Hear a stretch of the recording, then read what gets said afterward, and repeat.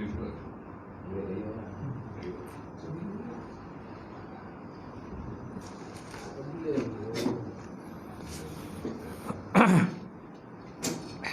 ke? Takbir lah. Ada takbir tak? Takbir di tangan.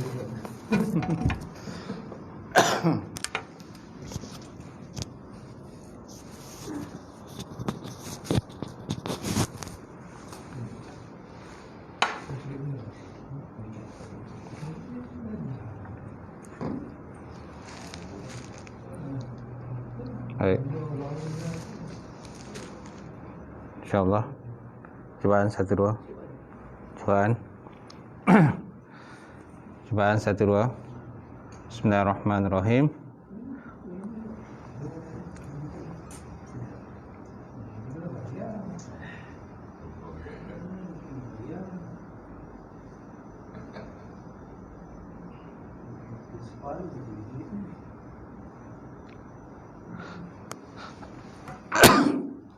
Cubaan 1 2. Baik, insyaAllah kita mulakan pengajian kita malam ini dengan sama-sama membaca Ummul Kitab ila hadratin Nabi Muhammadin Mustafa Rasulullah sallallahu alaihi wasallam wa ala alihi kiram wa ashabihi zawm syai'ullah al-Fatihah. A'udzubillahi minasyaitonir rajim. Bismillahirrahmanirrahim. Alhamdulillahi rabbil alamin. Ar-Rahmanir Rahim. Maliki yaumiddin.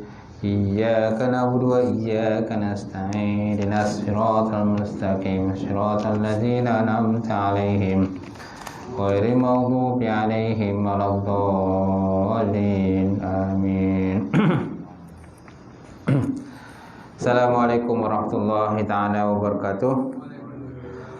Alhamdulillahi walhamdulillahi wahdah sadaqa wa'ada wa nasara 'abdah wa 'azza jundahu wa hazamal ahzaba wahdah. Asyhadu an la ilaha illallah wahdahu la syarikalah wa asyhadu anna Muhammadan 'abduhu wa rasuluh. Allahumma shalli wa sallim ala sayyidina wa nabina wa habibina wa maulana Muhammad imamil muttaqin wa qa'idul jahidin wa ala alihi wa sahbihi wa man da'a bi da'watihi wa sanna bi sunnatihi ila yaumil. Rabbi ishrah li sadri wa yassir li amri wa hlul 'uqdatam min lisani yafqahu qawli. Subhanaka la ilma lana illa ma 'allamtana innaka antal alimul hakim. Wala haula wala quwwata illa billahil aliyyil azim. Qala Allah Subhanahu wa ta'ala fi kitabil azim ba'da auzubillahi minasyaitonir rajim. Bismillahirrahmanirrahim. Wattaqu fitnatan la tusibannal ladzina zalamu minkum khassah wa 'alamu annallaha syadidul iqab. Sadaqallahul azim. Maksudnya, takutlah oleh kamu akan bala bencana dan musibah yang akan terjadi tidak akan berlaku kepada orang-orang yang zalim di kalangan kamu sahaja, tetapi mengenai kepada semua makhluk. Wa'alamu anallah syadidul iqab, dan ketahuilah sesungguhnya Allah Ta'ala itu maha keras balasaan siksaan azabnya. Wa qala Nabi sallallahu alaihi wa ala alihi wa sahbihi wa baraka wa sallam, la yu'minu ahadukum hatta hawahu taba'an lima jitu bih. Maksudnya, tidak sempurna iman salah seorang daripada kamu sehingga hawa nafsunya akur ataupun condong kepada apa yang kebawa, kata Rasulullah sallallahu alaihi wa alihi wasallam. Nawaitu ta'alluma wa ta'lim wa tazakkura wa taskil wa naf'a wal intifa' wal ifadata wal istifadah wal hassa ala tamassuki bi kitabillah wa sunnati rasulih wa du'a ilal huda wa dalalatul khairi ibtigha'a wajhillah wa mardatihi wa qurbihi wa sawabihi subhanahu wa ta'ala. InsyaAllah. Yang saya hormati, yang saya muliakan Al-Fadhil Tuan Imam, Tak lupa juga yang saya muliakan Tuan Bilal. Kemudian tak lupa juga saya muliakan pengurusi surau, jawatan kuasa surau, sidang jamaah muslimin muslimat, mukminin mukminat taala. Alhamdulillah, kita panjatkan puji dan syukur Allah Taala kerana kita dapat bersama pada malam ini untuk kita menyambung kuliah dan pengajian kita malam ni bab tauhid, kitab Akidah Ahlussunnah wal Jamaah, sambungan hari itu. Baik. Tajuk apa tuan? Muka surat apa? Tanda Surah 62 Akidah yang batil. 92 62. Akidah yang batil, sambungan itu kan? InsyaAllah.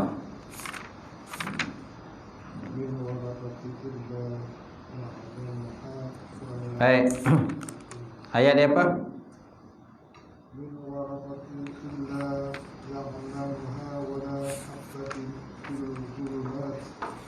Wala habatin fi zulumat wala ratibin wala yabisin illa fi kitabin mubin. Betul? Betul eh? Betul. Baik, insyaAllah. Baik. Masih lagi dalam pembahasan berkenaan akidah yang batil. Sebenarnya akidah yang batil ni banyak sangat akidah yang batil. Jadi pelbagai jenis pahaman manusia ni zaman sekarang ni. Kalau tuan-tuan ada kitab ni kan, jumpa kitab ni kat pasaran, belilah Perbandingan Akidah dan Pahaman Umat Islam. Perbandingan akidah dan pahaman Islam. Dalam ni ada pelbagai jenis pahaman-pahaman yang batil lah. Dia ada pahaman Syiah, diceritakan pahaman Syiah dalam ni. Kemudian berkembang dan tersiarnya pahaman Syiah. Kemudian dalam ni juga cerita tentang pahaman Khawarij, puak Khawarij, kemudian puak Mu'tazilah, kemudian Qadariyah, Jabariyah, Murji'ah, kemudian Najjariyah, kemudian akidah Musyabbihah, kemudian akidah Firqah Ba'aiyah, Firqah Ahmadiyah ataupun pahaman Qadiani, pahaman Ibn Taymiyah, pahaman Salaf dan Khalaf, dan akhirnya berbentuknya akidah Ahlussunnah wal Jamaah. Macam-macam pahaman dalam kitab ni, tak jauhilah. Yang dikarang oleh Haji Sa'id Ibrahim, sama juga dengan pengarang ni. Ini pun dia juga yang karang, yang ini pun dia juga karang lah. Kita jauhilah. Baik. Yang ini pun dia karang juga. Yang ini pun dia ada rumi yang ini. Ini ada rumi, ada jawi. Tuan-tuan tu rumi kan, ini jawi je. Tapi yang ini dia tidak ada yang apa? Yang rumi. Yang ada ialah yang jawi sahajalah. Baik, insya-Allah. Jadi kita sambung lagi tentang pahaman Qadariyah hari itu. Qadariyah itu di mana tuan-tuan lihat pada Al-Quran itu firman Allah Subhanahu wa taala, wa indahu mafatihul ghaibi la ya'lamuha illahu wa ya'lamu ma fil barri wal bahri wa ma tasqutu min waraqatin illa ya'lamuha wa la habatin fi zulumatil ardi wa la ratbin wa la yabisin illa fi kitabin mubin. Surah Al-An'am ayat 59. Apa maksudnya tuan-tuan? Wa indahu mafatihul ghaibi, dan sisi Allah Ta'ala itu terdapatnya anak kunci, mafatih, miftah ataupun mafatih, anak-anak kunci perkara-perkara yang gaib. La ya'lamuha illahu, tiada diketahui akannya perkara gaib ini kecuali lah Allah Subhanahu wa Ta'ala saja. Banyak benda tuan-tuan kita tak tahulah. Perkara-perkara di balik hijab ni, antara kita dengan perkara gaib ni ada hijab, kita tak nampak kan. Kalau ada hijab, jadi tak tahu apa-apa lah. Tentang qada dan qadar kita, contoh kita tak tahu apa yang berlaku di belakang, di sebalik hijab, tak tahu. Itu semuanya berada dalam ilmu Allah Subhanahu wa Ta'ala. Wa ya'lamu ma fil barri wal bahri, dan dia mengetahui sesuatu yang terdapat di lautan dan juga di daratan. Di daratan dan di lautan, semua diketahui Allah Ta'ala. Wa ma tasqutu min waraqatin, dan tiada gugur daripada daun kayu kecuali ya'lamuha, kecuali Allah Ta'ala mengetahui. Daun kayu yang gugur tu Allah Ta'ala tahu berapa daun kayu yang gugur daripada sebatang pokok. Kalau kita memang tak larat lah kita nak kira dah. Larat kita tak kira daun kayu yang gugur tu? Tak larat. Kemudian wala habatin fi zulumatil barri, dan tiada gugur sebutir biji dalam kegelapan gelap bumi, wala ratbin, dan tidak gugur yang basah, wala yabisin, dan tidak gugur yang kering, illa fi kitabin mubin, kesemuanya itu tertulis dalam kitab Lauh Mahfuz yang terang dan nyata. Semuanya maksudnya berada dalam ilmu Allah Subhanahu wa Ta'ala. Banyak benda kita ni jahil, banyak benda tak tahu. Okey, orang bagi tahu baru kita tahu. Syurga dan neraka kita tak tahu macam mana hakikat sebenarnya syurga neraka itu. Cuma Nabi dah beritahu begini-beginilah keadaan syurga dan neraka. Titian siratal mustaqim pun kita tak tahu macam mana. Cuma Nabi dah sebut titian siratal mustaqim itu begini-begini, lebih halus daripada rambut. Kan yang dibelah 7 disebutnya tu kan. Hakikat yang sebenarnya kita tak tahu. Yang mana kita tak tahu. Allah. Baik. Jadi berdasarkan firman Allah Ta'ala tersebut, nyatalah kesahihan akidah mazhab ahli sunnah wal jamaah, bahawa Allah Ta'ala adalah mengetahui semua perkara yang berlaku di alam dunia ini, sama ada perkara itu belum berlaku, permulaan berlaku, sedang berlaku, dan yang akan berlaku. Betul tak? Sama ada perkara itu belum berlaku, memanglah belum berlaku, kita tak tahu. Permulaan berlaku, sedang berlaku, dan yang akan berlaku. Semua kita tahu biasanya benda dah berlaku. Benda dah berlaku, itu pun semua benda dah berlaku kita tak tahu pun. Adakah semua benda dalam dunia ni dah berlaku kita tahu semua? Tak tahu kan? Yang kita tahu tu kalau kita telah melalui suasana itu, kita tahulah benda itu dah berlaku dan kita ada pada masa itu dan kita menyaksikan benda itu berlaku. Jadi kita tahulah. Habis tempat lain kita tahu ke? Tak tahu. Benda yang berlaku di Amerika, tahu ke? Kita tahu semua ke? Tak tahu. Di Eropah, tahu semua ke? Tak tahu. Kita tahu tu sekadar yang diberitahu ataupun diberitakan. Masuk dalam media massa dan sebagainya kan. Jadi kita tahulah benda tu. Kalau tak, yang tak masuk tak berlaku. Ataupun dibukukan, disejarahkan, ditulis, dibukukan, disejarahkan. Jadi benda kita tahulah. Kerajaan Melaka dahulu, kan, Melaka jatuh pada tangan Portugis pada tahun 1511. Macam mana kejadian itu yang sebenarnya tak tahulah. Cuma yang disebut kejatuhan berlaku. Nak tahu lebih lanjut tengok dalam buku sejarah. Dalam buku sejarah. Tapi buku sejarah betul-betul lah. Jangan buku sejarah yang cerita Piramli tu.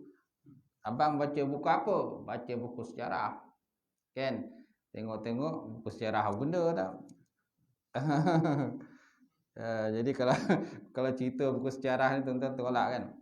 Ingat cerita Piramli. Siapa tu? Mamujun Mamujun baca buku sejarah. Dia nak kelentong bini lah. Tengok dalas pecah lubang tu kan. Rupa gambar lain ni tengok apa itu dia pergilah beli susu semua kan. Balik susu sedozen susu buat balik. Tengok-tengok buka buku sejarah tengok dah gambar lembu pula. Sebelum tu gambar bagus kan. Gambar perempuan cantik lawa semua. Tengok-tengok balik dah gambar lembu, gambar kobau kan. Gambar bukan pecah lubang tu kan. Jadi tuan-tuan besok jangan menipu bini kan. Baca buku sejarah Maksudnya sama ada perkara itu belum berlaku, permulaan berlaku, sedang berlaku dan yang akan berlaku. Jadi kita tak tahulah. So maknanya apa saja benda akan berlaku kita tak tahulah. Cuma yang kita tahu ni ramalan kan. Ramal aja. Contohnya saintis meramal. Orang-orang bijak pandai meramal apa yang akan berlaku. Kalau cuaca tu dia akan ramal lah. Lamaran cuaca, meteorologi kan. Okey, ikut pada ramalan cuaca, okey. Kan di Seremban akan hujan lebat, akan berlaku banjir besar. Ikut pada ramalan lah. Betul ke tak betul? Mungkin boleh berlaku kan? Mungkin ya, mungkin tak. Tak ya. Jadi berdasarkan pada ramalan. So, kalau Allah Ta'ala nak takdirkan berlaku, dia tetap akan berlaku. Macam tu. Tapi kalau Allah Ta'ala tak takdirkan berlaku, tidak berlaku juga. Macam hari tu kan. Macam itu banjir besar tu kan. Yang berlaku dekat Seremban ni. Kan banyak tempat-tempat yang tenggelam. Ada masjid yang tenggelam. Itu kan. Jadi kita tahu ke benda tu akan berlaku? Tak tahu kan. Dan kita semua tak jangka pun benda tu berlaku. Tiba-tiba banjir besar. Sampai kan ada masjid yang tenggelam. Kan? Habis dia punya kapal-kapal semua, Quran-Quran semua basah. Itu yang berlaku Baik, kemudian dan tidak ada suatu perbuatan atau perkara yang tersembunyi dalam pengetahuan Allah Subhanahu Wa Taala. Malah gerak hati manusia pun diketahui oleh Allah Subhanahu Wa Taala. Gerak hati manusia Allah Taala tahu. Kalau kita tak tahulah gerak hati rumah kita, gerak hati dia apa? Kita tahu ke? Tak tahu. Gerak hati anak kita tahu ke? Gerak hati sahabat kita tahu ke? Tidak tahu. Apa yang dibisikkan di hati tak tahu. Tetapi semua itu berada Allah Ta'ala mengetahui dan semua itu berada dalam ilmu Allah Subhanahu Wa Ta'ala.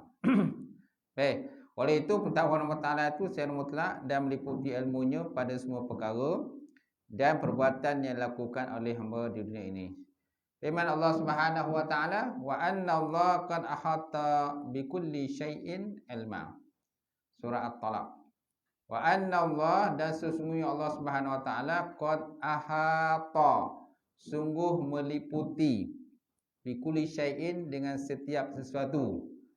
Ilman ni nisbah ilmu. Mana semuanya berada dalam pengetahuan Allah Subhanahu Wa Ta'ala. Benda sedang berlaku, akan berlaku kan. Dan kita ni biasa kita tahu apa yang sedang berlaku lah. Apa yang kita lakukan sekarang ni kita tahulah. Kita tengah duduk mengaji, duduk dalam surau tengah mengaji lah, sama menyemak pengajian pada malam ni. Ini yang kita sedang berlaku, yang sedang kita buat sekarang ni. Baik. Ada perdebatan di antara Dahri dengan Imam Abu Hanifah. Ingat kan perdebatan antara Dahri dengan Imam Abu Hanifah. Di mana Dahri ni dia ni tidak percaya pada Tuhan. Dia faham mana tak percaya Tuhan lah. Dan Dahri ni banyak berhujah dengan ulama-ulama dan banyak ulama yang kalah dengan hujah dia. Dia banyak menggunakan logik akal lah. Logik akal dia banyak menggunakan akal dan tidak percaya ber-Quran dan hadis Rasulullah sallallahu alaihi wasallam. Jadi Dahri ni dia mencabarlah sesiapa saja kan yang sanggup berhujah dengan dia boleh berhujah. Macam tu. Jadi ramailah ulama-ulama yang besar telah kalah dengan hujah dia. Jadi suatu hari Dahri kan mencabar sesiapa yang nak berhujah dengan dia. Kemudian muncullah Imam Abu Hanifah. Masa tu Imam Abu Hanifah masih muda lagi. Dia masih muda. Tapi dia sanggup menyahut cabaran Dahri. Imam Abu Hanifah kata, kita boleh berhujah. Panggil semua orang kampung, semua masyarakat datang berkumpul untuk kita berhujah bersama-samalah. Dahri memandang remeh kepada Imam Abu Hanifah kerana Imam Abu Hanifah masa tu dia masih muda lagi. Masih budak lagi tuan-tuan Imam Abu Hanifah ni masa tu. Sedangkan Dahri ni dia dah besar. Dia dah besar dan banyak orang yang kalah dengan hujah dia. Maka dikumpullah orang semuanya. Maka berlakulah hujah dan perdebatan dengan Dahri. Allah. saya batuk. Baik. Jadi Dahri berkata kepada Imam Abu Hanifah, dia kata, kan, kamu kata Allah Subhanahu Wa Taala ini, okay, yang pertama dan yang awal. Allah Taala yang pertama dengan yang awal. Apa bukti Allah Taala itu yang pertama dengan awal? Kata. Kemudian kamu kata Allah Taala itu wujud. Allah Taala wujud. Apa, di mana, apa bukti Allah Taala itu wujud? Kan? Sedangkan Allah Taala kamu kata Allah Taala itu gaib, tidak nampak. Pertama kamu kata Allah Taala itu wujud. Apa bukti Allah Taala itu wujud atau ada? Kemudian yang kedua, Allah Ta'ala itu yang awal dan akhir. Apakah bukti Allah Ta'ala itu yang awal dan akhir? Macam tu. Kemudian yang ketiga, apa yang sedang dilakukan oleh Tuhan ataupun Allah Ta'ala sekarang? Apa lakukan? Maka Imam Abu Hanifah pun jawablah. Bahawa bukti Allah Ta'ala itu ada itulah terjadinya langit dan bumi. Terdapatnya langit dan bumi. Mustahil. Langit dan bumi ini terjadi dengan sendirinya. Macam tu. Kemudian Allah Ta'ala itu wujud. Dan dia tidak nampak dan tak boleh lihat. Samalah seperti nyawa yang terdapat dalam badan kita. Nyawa dalam badan kita satu benda yang tidak dapat dilihat. Tapi ada tak nyawa tu? Ada. Ada tak roh itu? Ada.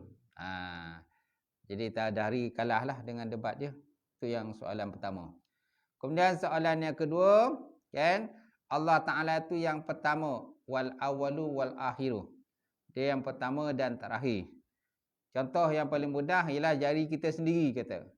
Jari kita sendiri, kan, cuba kita lihat jari tuan-tuan tu.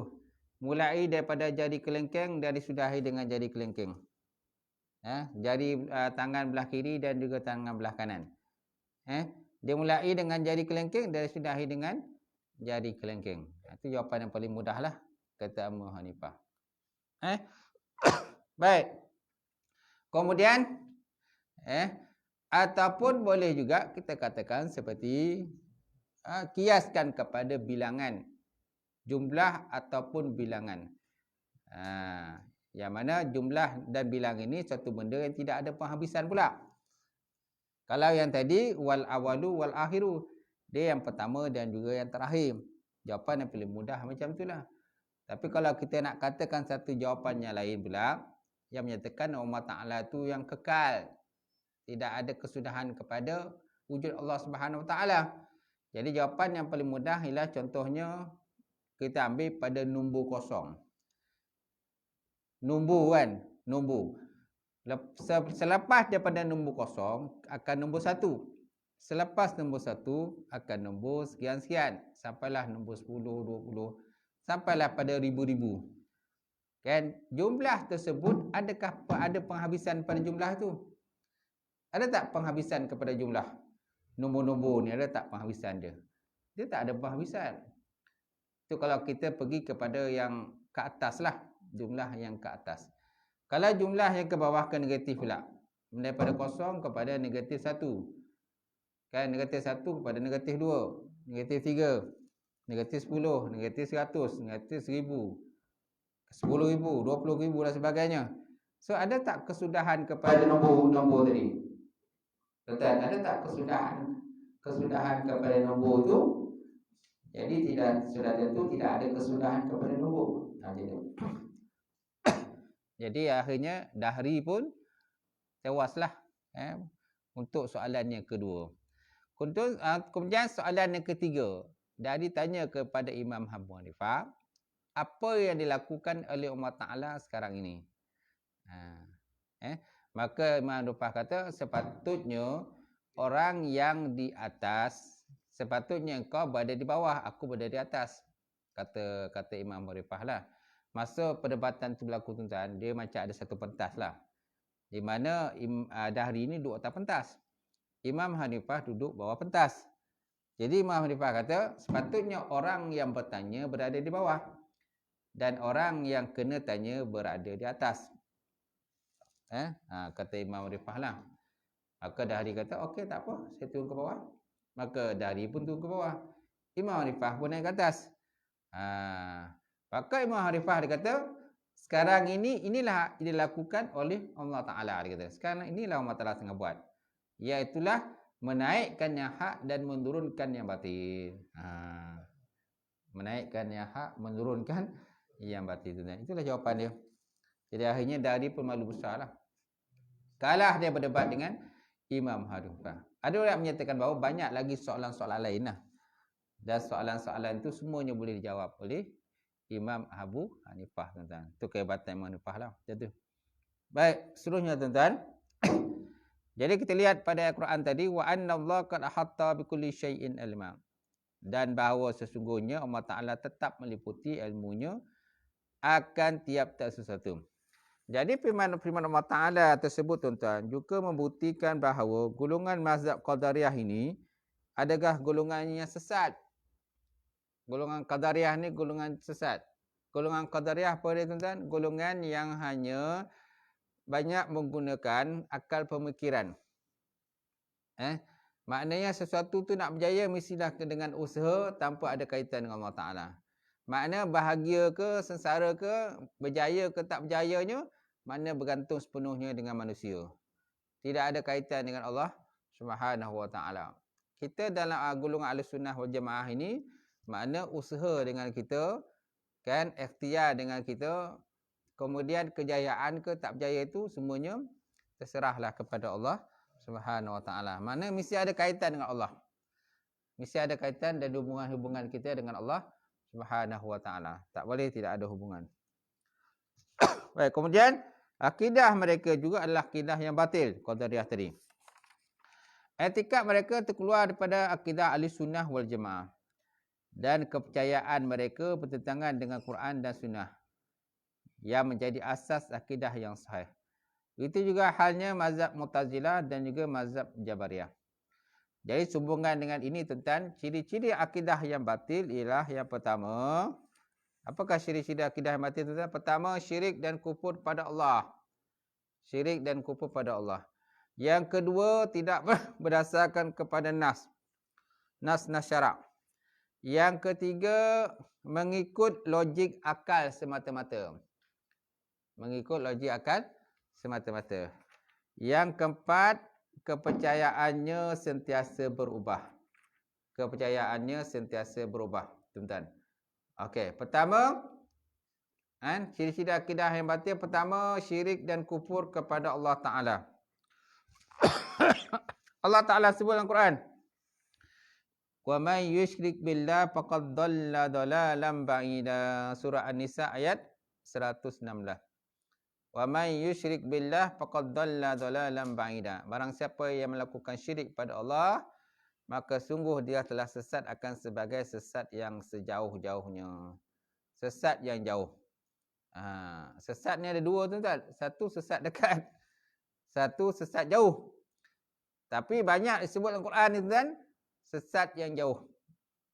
Tak ada pun kita dengar sesat yang dekat. Tak ada. Biasa Al-Quran dia sebut kan dalalan ba'ida, dalalan ba'ida. Dia tak sebut dalam Quran, dia kata dalalan qariba, tak ada sebut. Wa man yusyrik billah faqad dhalla dalalan qariba.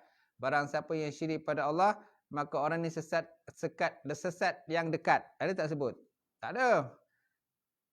Bila sesat je, ba'ida, sesat yang jauh, sesat yang jauh. Ini Allah Ta'ala sebut dalam Quran lah. Jadi bila sebut je sesat jauh. Walaupun boleh kita terima sesat yang dekat ini, ada juga sesat yang dekat. Mana sesatnya itu tak adalah teruk sangat. Maknanya dia bolehlah semula kembali atau rujuk semula kepada Allah Ta'ala. Ni jenis sesat jauh ni yang susah ni. Dan biasa sebut sesat jauh ni biasanya syirik pada Allah. Kalau yang bukan syirik pada Allah, boleh kita katakan sesat dekat. Tak? Kerana benda yang sesat ni pun banyak jenis. Dan dosa-dosa besar ni pun banyak. Kalau sebut dalam kitab Al-Kabair itu ada 70 dosa besar. Ada 70 dosa besar kan. Betul tak? Tu kan? Ada 70 dosa besar. Di antara 70 dosa besar tu yang paling teruk syirik pada Allah lah. Tu sebabnya syirik pada Allah Ta'ala ni sesat yang jauh. Habis yang lain macam mana dosa yang besar yang lain? Boleh kita terjemahkan dengan sesat yang dekat. Boleh kita katakan sesat dekat. Tetapi dalam Quran dia tak ada sebut perkataan sesat dekat. Barang siapa berzina contohnya, barang siapa melakukan mengamalkan zina, jadi orang ni sesat yang dekat. Ada tak sebut dalam Quran? Tak ada. Kita sebut. Tapi kita boleh menyatakan, maknanya segi logik kita lah. Bolehlah kita katakan orang tu sesat dekat. Betul tak? Dan orang sini, orang yang macam ini, Allah Ta'ala sentiasa bagi peluang kepada mereka untuk bertaubat kepada Allah Subhanahu Wa Ta'ala lah. Bagi peluang dia, bagi can dia untuk bertaubat kepada Allah. Tapi kalau Allah Ta'ala bagi peluang can tak taubat juga, susah dia cakap macam tu. Jadi makna dia punya hati itu telah pun ditutup oleh Allah Subhanahu Wa Ta'ala. Baik. Jadi pertama tuan-tuan, ciri-ciri akidah yang batin ini, pertama syirik dan kufur pada Allah. Contohnya, iaitu Allah Ta'ala sebut dalam Quran tadi, wa man yusyrik billah faqad dhalla dhalalan ba'ida. Jadi orang-orang yang kufur pula, akidah mereka adalah juga akidah yang batil. Kerana mereka engkar kepada contohnya kewujudan Allah Ta'ala. Pertama, dia engkar pada wujud Allah. Yang kedua, dia engkar kepada para malaikat. Kemudian kitab-kitabnya, rasul-rasulnya, dan juga hari akhirat. Maknanya mereka ni semua engkar. Engkar. Dan mereka juga termasuk dalam kumpulan orang yang sesat. Mana contoh ayat Quran lain pula menyatakan sesat yang jauh tu ayat surah An-Nisa tu. Surah An-Nisa ayat 136. Wa man yakfur billahi wa malaikatihi wa kutubihi wa rasulihi yaumil akhir faqad dhalla dhalalan ba'ida. Barang siapa yang kufur, ingkar kepada Allah, kemudian kufur, ingkar kepada para malaikat, tak percaya pada malaikat, wa kutubihi, dan kufur kepada kitab-kitab samawi, kitab turun pada langit, Taurat, Injil, Zabur, masuklah Quran, wa rusulihi, dan ingkar kepada para rasul kan. Rasul-rasul ada berapa tuan-tuan? 313 orang rasul. Dalam Quran hanya sebutkan 25 rasul saja. Jumlah semua 313. Kemudian wal yaumil akhir, dan engkar pada hari akhirat, hari kebangkitan, hari kiamat, azab kubur dan sebagainya.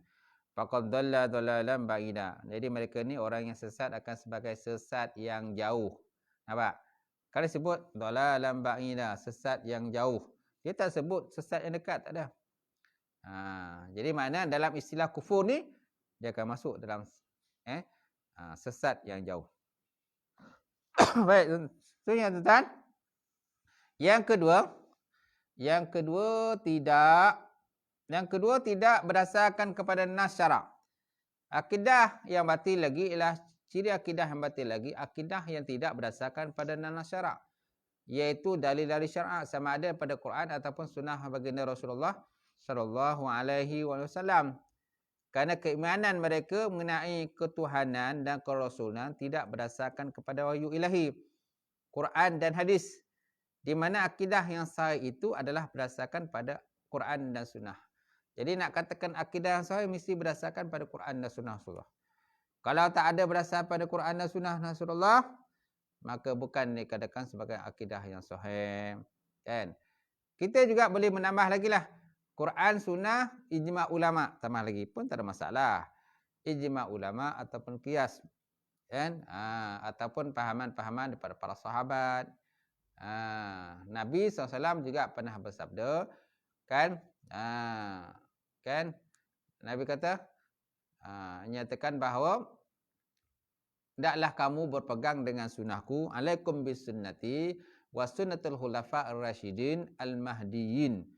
Addu alaiha bin nawajid. Atau kama qala Rasulullah SAW. Hendaklah kamu pegang dengan sunnahku dan juga sunnah para sahabatku.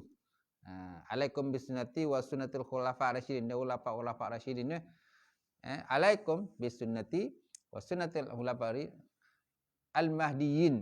Addu alaiha bin nawajid. Peganglah, gigitlah dengan gigi gerham. Mana gigit gerham ni maknanya pegang teguh-teguh lah. Macam tu. Akan sunnah dan para sahabat radhiyallahu taala anhum. Dan juga apa-apa pahaman ulama-ulama salaf, ulama-ulama khalaf yang tidak bertentangan dengan akidah Ahlussunnah wal Jamaah, maka kita kena ikutlah macam tu. Baik, misalnya kejujuran Allah Taala ada berdasarkan pada firman Allah Taala. Wallahu la ilaha illahu alimul ghaib wasyahada warrahmanir rahim. Wallahu allazi la ilaha illahu. Wallah denya Allah. La ilaha illahu, tiada Tuhan yang sembah melainkan Ia. Alimul ghaib wasyahadah, dia tahu perkara yang gaib dan juga perkara yang nyata. Warrahmanir rahim, dialah Allah Taala yang bersifat Ar-Rahman, Maha Pemurah, lagi Ar-Rahim, Maha Penyayang. Ini dalil berkenaan apa tuan-tuan? Dalil berkenaan wujud. Dalil tentang wujud Allah Taala. Jadi kalau kita tak percaya wujud Allah Taala, mana dia tak percaya Al-Quran ni lah. Itu. Kemudian Allah Taala tahu perkara gaib dan nyata. Disebut dalam Quran ni.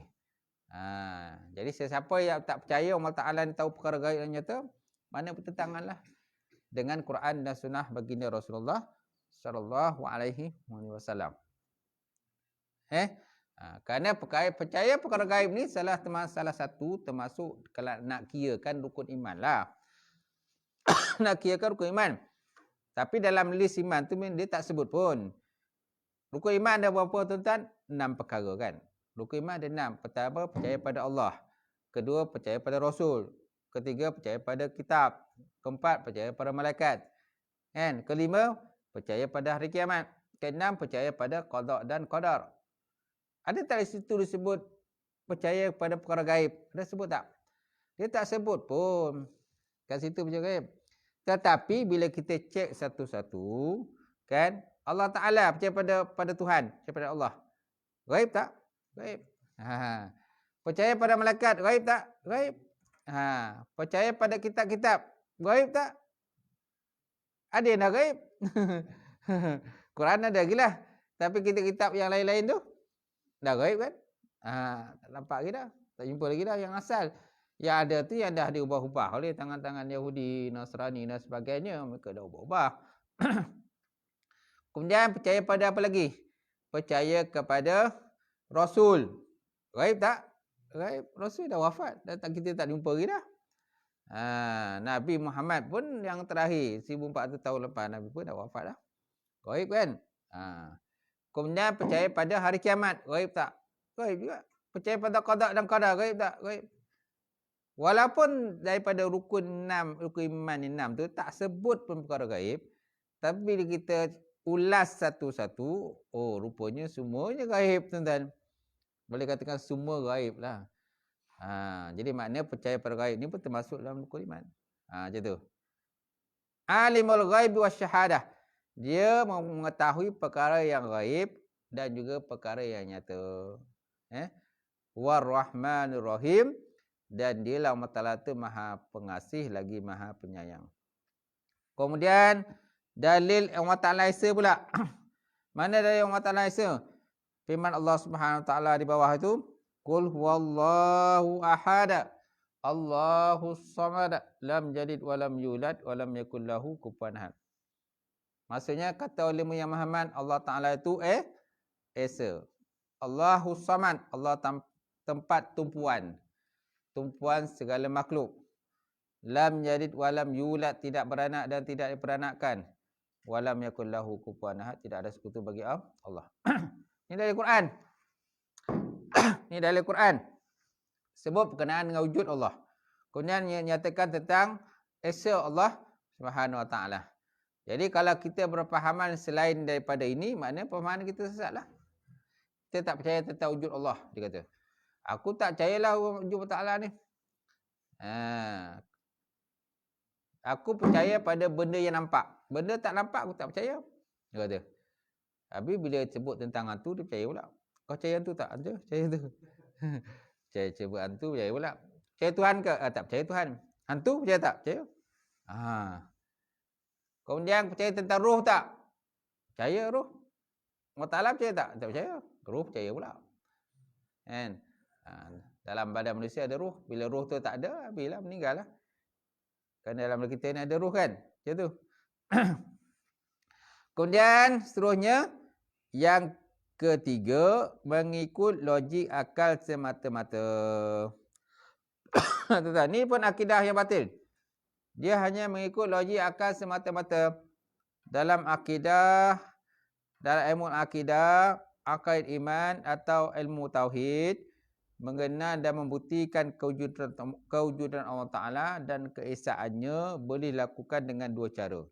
Iaitu pertama, mengenal nama-nama Allah, sifat-sifat Allah, zatnya dengan berdasarkan dalil-dalil nakli dari Quran dan hadis Rasulullah sallallahu alaihi wasallam.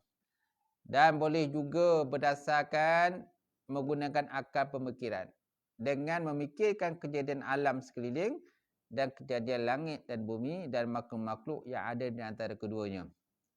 Kan? Ini semualah cara-cara kita nak mengenal Allah Ta'ala dan mengetahui Allah Ta'ala itu wujud dan esa lah. Salah satunya menggunakan akal pemikiran. Tetapi akal pemikiran kita pun boleh tersilap dan tersalah. Itu sebabnya kita tak boleh bergantung semata-mata dengan akal pemikiran kita. Perlu juga hidayah, hidayatuddin, hidayah agama. Kerana hidayah tu pun banyak jenis. Ada hidayah ithamul fitri. Ada hidayatul hawas. Kemudian ada hidayatul akli. Kemudian hidayatuddin, hidayah agama. Hidayah yang pertama, ini hidayah ilhamul fitri. Hidayah fitri ni hidayah semula jadi Allah Ta'ala bagi pada bayi lah. Pada bayi. Di mana tuan-tuan lihat pada baby ataupun bayi. Kalau dia lapar, dia akan menangis lah. Lapar, dia menangis, kan? Lepas tu kalau seandainya ada digigit semut dan sebagainya, maka dia menangis. Dia haus, dia akan menangis. Faham tak? Mana itu ilham sebelum jadi Allah Ta'ala bagi pada bayi tadi, kan? Untuk supaya ibu dia memberi perhatian pada dia. Supaya ibu dia memberikan perhatian pada dia, apa yang dia nak. Okay? Itu dia katakan sebagai hidayatul ilhamul fitri. Yang kedua, hidayah, iaitulah hidayatul hawas. Hidayah panca indera nama dia. Di mana, kan? Di mana dengan apabila berlalunya masa yang agak lama selepas daripada bayi tadi, kan? Maka, kan? Di kalangan manusia ni, kan, maknanya dia punya mata tu dia dah mula berfungsi lah. Di kalangan bayi tadi dah mula berfungsi, telinga dah mula berfungsi dan sebagainya. Tapi kalau bayi yang baru lahir tu, kan, telinga berfungsi. Itu sebabnya kita disuruh azan dan qomat pada bayi. Tapi mata dia tak nampak. Bayi nampak tak kalau tuan-tuan agah dia kecil-kecil? Tak nampak, kan? Tapi kalau dia dah mula membesar, kan, besar semua, dia dah mula nampak. Kalau kita agah dah boleh lah. Cuma mana hidayatul hawas ni, hidayatul hawas maknanya tindak balas bayi ni terhadap persekitaran dia berbeza dengan tindak balas binatang. Kalau binatang, tuan-tuan, lahir-lahir je binatang, kan, dia dah boleh terbang, dia dah boleh berak, boleh berenang dan sebagainya. Cepat, binatang dia cepat. Serangga cepat. Itu. Tuan-tuan pernah tengok tak binatang apa tu? Ikan paus. Ikan paus tu bila ibu dia melahirkan ikan paus tu, terus ikan paus tu boleh berenang. Ikan paus apa tu, ikan lumba-lumba, kan? Kalau dia melahirkan baby dia dalam laut tu, kan, dalam air dan sebagainya, maknanya lahir terus boleh berenang. Boleh berenang dan menyusu dengan ibu dia. Kalau manusia boleh tak macam tu? Tak boleh. Manusia lahir tu berjalan, boleh tak? Tak ada. Tak ada manusia lahir tu berjalan. Tapi binatang berbeza. Itu dikatakan hidayatul hawas. Kemudian seterusnya hidayatul akli, hidayah akal. Jadi bila dah ada panca indera, maka Allah Ta'ala bagi anugerah akal. Akal memiliki peranan lah untuk membezakan benda yang hak, benda yang batil, kan, benda yang boleh makan, benda tak boleh makan. Dengan akal lah. Dan akal juga berfungsi untuk kita menerima ilmu pengetahuan lah. Macam tu. Dan ada akal yang digunakan untuk benda kebaikan, ada juga akal digunakan untuk bukan kebaikan. Manusia pun macam-macam jenis kan. Allah Ta'ala bagi anugerah akal pada dia, kepandaian. Tapi ada sebahagian manusia ni tidak menggunakan untuk kebaikan. Digunakan untuk mencuri. Dia guna akal tak tu? Akal juga. Dia guna akal juga. Nak pecah masuk nak curi duit surau. Kan? Dia mesti gunakan akal juga. Tak gunakan akal, dia tak boleh nak masuk dalam surau. Sebab surau tu kunci. Dia gunakan akal dia. Dia carilah apa pengumpil ke apa benda ke. Kan? Lepas tu dia apalah, dia sungkit sana, sungkit sini dan sebagainya. Akhirnya berjaya masuk dalam surau. Curi duit surau. Kan? Guna akal tak tu? Guna akal. Tapi guna pada tempat yang tidak digunakan oleh syarak, oleh Allah Ta'ala. Kemudian apa lagi tuan-tuan? Jadi hidayah akal ni maknanya tidak sempurna kecuali mesti hidayah agama. Bila ada hidayah agama tuan-tuan, kita tahu dah, oh di benda ni haram, tak boleh buat. Benda ni tak batil, tak boleh buat. Jadi kita ambil benda-benda yang betul je lah. Macam tu. Okey. Orang berzina maka kalau ikut pada hukum syarak, maka naklah dirotan dengan 100 kali rotan. Orang berzina kalau telah berkahwin, pernah berkahwin, maka naklah direjam sampai mati. Direjam sampai mati kan kalau ikut pada hukum syarak. Betul tak? Kalau ikut pada logik akal kita, kalau akal aja sebut, ini zalim ni. Zalim kan? Orang yang mencuri dipotong tangan. Potong pergelangan tangannya bagi orang yang mencuri. Faqta'u aydiyahuma. Maka naklah potong. Orang yang mencuri, lelaki perempuan, maka naklah potong tangan dia. Zalim tak? Kalau ikut logik akal, zalim lah.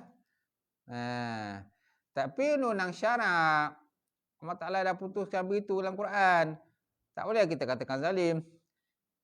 Jadi walaupun logik akal menyatakan zalim, tapi hakikat sebenarnya tak boleh kita zalim. Itu dikatakan hidayatul din, hidayah agama. Mana akal kena terima. Kena terima ketentuan dan juga undang-undang yang telah pun diputuskan oleh Allah Subhanahu wa ta'ala. Macam tu. Baik, seterusnya firman Allah Ta'ala Al-Quran. Qul inzuru maza fis samawati wal ardh. Qul inzuru, kata oleh Muhammad, unzuru, perhatikanlah, fikirkanlah, maza fis samawati wal ardh, apa sahaja terdapat di langit dan bumi, segala kejadian yang menakjubkan, yang membuktikan keesaan Allah Ta'ala dan juga kekuasaan Allah Subhanahu wa ta'ala. Banyak tak benda dunia ni menakjubkan? Banyak kan? Macam-macam benda menakjubkan. Baik. Kita hidup dalam bumi ni kan, dalam dunia ni kita ada tarikan graviti kan. Kita ada tarikan graviti. Kalau tak ada tarikan graviti kat kita, mungkin kita akan terapung-apung di udara dah. Kita akan terapung-apung di mana kan. Terapung, tak terkawal lah kita ni. Terapung-apung kat udara. Kita tengok kalau orang berada di angkasa raya kan terapung-apung di udara. Kita tak boleh mengawal diri kita lah. Kita akan masuk dalam rumah orang, masuk dalam pawak orang kan. Mana kita merayau je tu, apa-apa je tu. Jadi Allah Ta'ala bagi kita ni tarikan graviti. Dan kalau tak ada graviti juga lagi, maknanya kalau kita berada di kutub utara, okey lah. Kalau kita berada di kutub selatan, kan bumi kita ni bulat. Bumi kita ni bulat. Kita ada kutub utara, ada kutub selatan. Kalau tak ada tarikan graviti, macam mana orang berada di kutub selatan? Sudah tentu dia akan berlompong ke bawah. Sudah tentu dia berlompong ke bawah lah. Sebab apa? Dia duduk kutub selatan. Nampak? Itu sebabnya pentingnya ada tarikan graviti tu. Itu kelebihan Allah Ta'ala bagi pada manusia. Kalau tak ada, kita akan berterbangan lah. Terbangan. Nak bawa kereta pun tak boleh. Nak pandu kereta pun tak boleh. Kita tak? Baik, kemudian apa lagi benda yang menakjubkan? Allah Ta'ala cipta pada kita ni, bagi kita ni akurah apa lagi? Hujan. Hujan satu benda yang menakjubkan pada kita. Hujan, walaupun sebahagian orang kata hujan ni kan boleh bawa musibah banjir dan sebagainya. Tapi hakikat kita lihat pada hujan tu, Allah Ta'ala jadikan dia, hujan tu turun, kan, dia akan macam itulah, meniti-niti macam tu kan. Dia tak macam air, seperti air turun daripada empang, ataupun air dicurah daripada beldi. Tak ada. Kalau seandainya air hujan ni macam air curah daripada beldi, saya rasa habislah rumah tuan-tuan tu. Punah ranah dia kerja. Punah ranah kan. Rumah tuan-tuan habis semua ranap. Dihurau macam tu je hujan. Macam air turun daripada beldi. Macam pun air turun daripada empangan tu. Tengoklah air turun macam tu. Tapi Allah Ta'ala bagi kita cantik, bagus kan. Jadi tu hujung-turun tu. Hujan tu turun kan. Halus-halus je tu. Kan mula tu halus, kasar dan sebagainya. Tapi tak adalah cermin kereta kita pecah. Tak ada. Tapi kalau hujan batu Allah Ta'ala bagi pada kita, habislah. Cermin tuan-tuan, kereta pecah, habislah, bergadai lah, bergolok gadai lah ganti cermin kereta. Alhamdulillah kita tak haji macam tu. Ada tempat-tempat separuh tu hujan batu kan. Allah Ta'ala bagi hujan batu. Macam mana kalau Allah Ta'ala bagi hujan batu? Habis. Punah ranah lah kereta kita. Memang claim insurans lah. Bankrupt insurans tuan-tuan. Itu pun insurans kata, dia kata, ini hujan batu aku tak cover lah. Dia kata. Tak cover lah hujan batu ni. Banjir pun kita orang tak cover lah. Kan ada separuh daripada insurans ni tak cover. Hujan batu ni mana cover lah. Sendirilah dia kata, keluarkan duit sendiri dia kata. Betul tak? Tapi ada juga yang cover kan. Mana bala bencana ni musibah, dia cover. Ada separuh dia tak cover. Baik, seterusnya. Jadi firman Allah Ta'ala ini tidaklah bermakna menyuruh umat manusia menggunakan akal fikiran mereka secara melulu mengikut logik akal semata-mata, tetapi hendaklah mereka menggunakan akal fikiran yang tidak bercanggah selaras dengan akidah yang sahih yang berdasarkan pada Quran dan sunnah baginda Rasulullah sallallahu alaihi wasallam. Nampak tak? Jadi Al-Quran tersebut dia kata kul. Keluarlah dia. Tadi senyap. Kul unzuru maza fis samawati wal ar. Kata oleh Muhammad, perhatikanlah apa-apa yang terdapat di langit dan bumi. Perhati ni bukan hanya sekadar perhati. Perhati dan fikir. Perhati dan fikir. Berbeza dengan orang perhati tak fikir. Ramai juga orang kadang perhati kan. Tapi dia tak fikir. Jadi maksud perkataan unzuru ni, perhati dan fikirkan. Hayati dan fikirkan. Sama juga kalau kita baca Quran. Kan baca Quran ni kan disuruh tadabbur. Tadabbur kan. Makna bukan hanya sekadar baca tapi memikirkan. Tadabbur memikirkan dan mengambil pengajaran terhadap ayat Quran yang kita baca. Tak cukup hanya sekadar kita baca aja. Banyak kalau kita ni baca.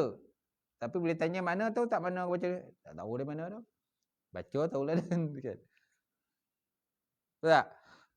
Baik, kemudian mereka yang menggunakan akal fikirannya untuk mengenal dan membuktikan kewujudan Allah Ta'ala dan keesaannya secara logik dan mantik semata-mata, akidah mereka ialah akidah yang batil dan etikat mereka samalah seperti etikat mazhab Jabariyah dan mereka terkeluar daripada ahli sunnah wal jamaah. Sama macam Jabariyah.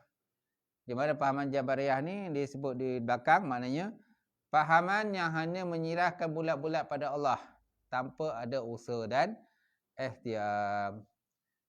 Tanpa ada usaha dan ikhtiar. Tidak ada doa apa-apa. Lepas semayang cabut. Tak payah doa apa-apa. Apa nak doa-doa ni? Dia kata doa-doa ni bid'ah dia semua. Tak perlu doa lah dia. Lepas semayang tu cabut. Kemudian yang keempat. Akidah, ciri akidah yang batil lagi yang keempat. kepercayaannya sentiasa berubah. Nampak? Kepercayaannya, keyakinan sentiasa berubah. Macam pantai yang sentiasa berubah kan? Pantai berubah. Jadi mereka yang sentiasa berubah percayaannya dalam akidah mengenai kewujudan Allah Ta'ala dan keesaannya ialah etikat mereka, etikat yang tidak jazam. Tidak pasti dan tidak tetap. Kepercayaannya mereka dalam Allah Ta'ala dalam syak, zan dan waham. Nampak? Ragu-ragu ya. Allah Ta'ala ni wujud ke tak wujud? Rasa macam wujud lah. Hari ni dia kata wujud. Besok, tak wujud pula dah. Lusa, wujud balik. Tulat, tak wujud dah. Kan? Hari ni, besok, lusa, pulat, apa lagi? Tungging. Lepas tungging? Lepas tungging, tunggang. Macam tu. Biasa kita dengar sampai tungging lah kan. Jadi maknanya hari ni percayaan dia lain. Besok lain pula. Hari ni percaya Allah Ta'ala wujud. Besok Allah Ta'ala tak wujud. Lusa wujud balik. Kan? Akan datang tak wujud lagi. Jadi perasaannya tu sentiasa berubah. Ni akidah batil lah. Kan? Ataupun petang. Pagi dia yakin Allah Ta'ala wujud. Petang dia tak yakin Allah Ta'ala wujud. Dia tak yakin Allah Ta'ala berkuasa. Malam yakin balik. Tengah malam tak yakin balik. Sentiasa berubah. Ni fahamannya tak betul lah.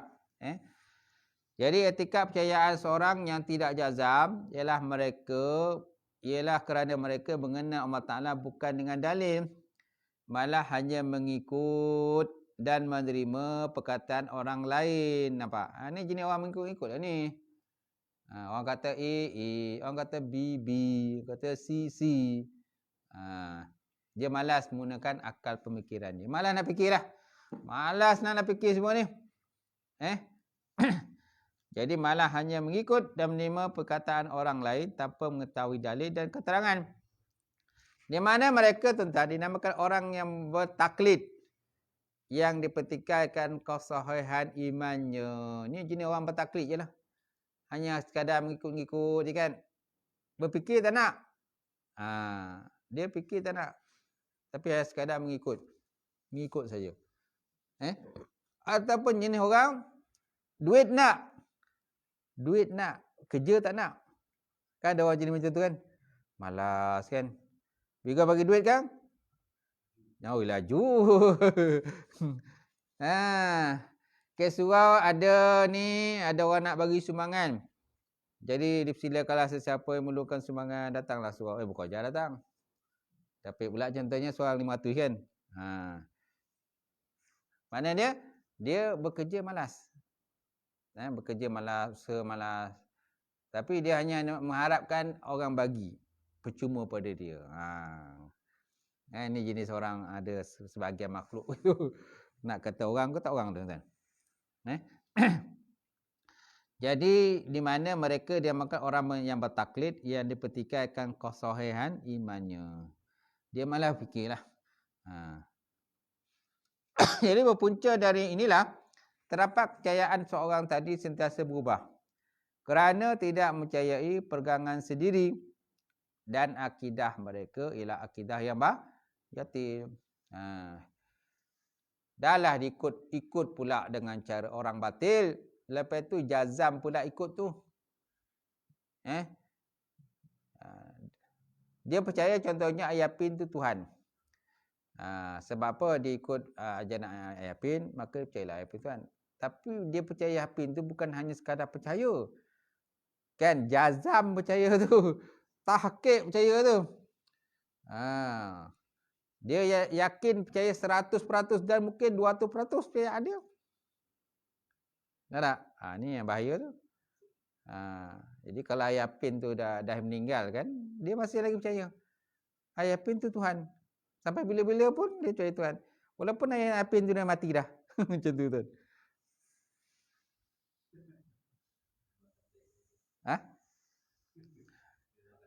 Ni jenis orang malas berfikir. Orang malas berfikir. Kenapa? Dia malas menggunakan akalnya untuk berfikir. Lepas tu dia malas, orang kata, nak mencari yang lain. Dia anggap benda tu, oh tu yang betul je. Habis yang lain tu semua salah. Sedangkan Allah Ta'ala suruh fikir. Cari para ulama, berguru dengan orang ahli ulama. Nabi meninggalkan ulama. Al-ulama warisatul anbiya. Ulama itu ialah pewaris Nabi. Dia tak kata, Nabi tak kata ayah pin warisatul anbiya. Ayah pin itu ialah waris para Nabi. Ada tak Nabi sebut? Tak ada. Nabi yang sebut al-ulama warisatul anbiya. Ulama itu pewaris para Nabi. So kalau kita tak nak sesat, ikutlah para Nabi dan para Rasul. Dan juga para ulama. Al-alim ulama yang beramal dengan ilmu dia. Dia bukan sahaja sebagai seorang yang alim, malah beramal dengan ilmu itu, tuan. Boleh, tuan? Boleh, insyaAllah. Sekadar itulah perbincangan kita malam ni. Iaitulah akidah, ciri-ciri akidah yang batil. Wallahu a'lam bissawab. Ada pertanyaan, tuan-tuan? Ada? Ada soalan? Tak ada? Okey semua? Okey, insyaAllah. Kalau tak ada soalan, cuba. Oh, dah semua dah pandai. Kalau semua dah pandai, saya tak payah datang aja. Tak payah keluar kuliah, kita tutup lah ya.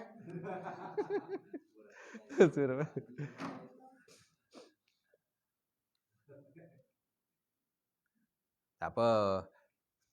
Kadang kita masa sekarang tu soalan tak terfikir tu lah.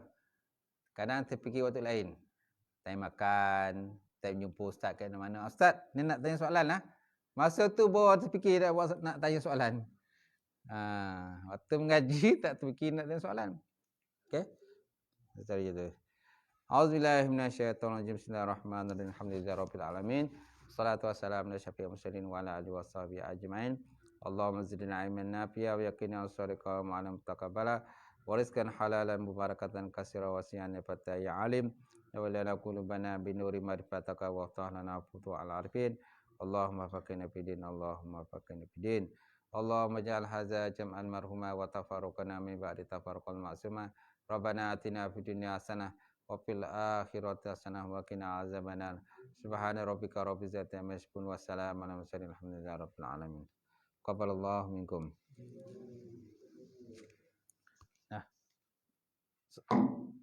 Bunyilah balik. Kat sini.